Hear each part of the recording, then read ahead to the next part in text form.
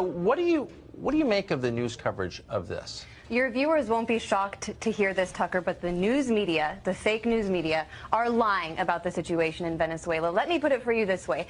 Imagine if Hillary Clinton had refused to admit defeat after losing to President Trump in 2016 and banded together a group of 24 U.S. soldiers and attempted to take the White House by force.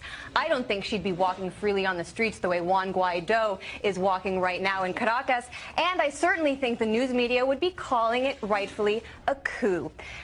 And let me just tell you, when it comes to what's happening on the ground there, I can tell you, I was there for a month earlier this year. The opposition has no popular support. Juan Guaido proved today once again that he will only ride in to power on the back of a U.S. tank. And what's more, we hear about a humanitarian crisis there, Tucker, but what we never hear is that is the intended result of U.S. sanctions which have targeted Venezuela since 2015, sanctions which, according to a report that was released just last week by the Center for Economic and Policy Research, has led to the deaths of 40,000 Venezuelans and will lead to the deaths of thousands more if these sanctions aren't overturned. President Trump, if he truly cared about the the Venezuelan people, and the American people for that matter, he would end this disastrous policy, he would end the sanctions, and he would look into John Bolton's eyes, into Elliott Abrams' eyes, and Mike Pompeo's eyes and say, "You are fired. You are leading me down a disastrous path, another war for oil," something the president said. You are passionate. He was celebrated by the American people when he said Iraq was a mistake, and now he's willing to do it again.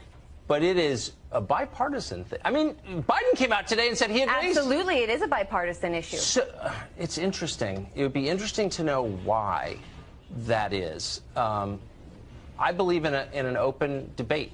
And I'm not sure I agree with everything you said, but I'm glad that you could say it here. And you were just there, and I don't think you'd be allowed in any other show to say that. No, I certainly don't.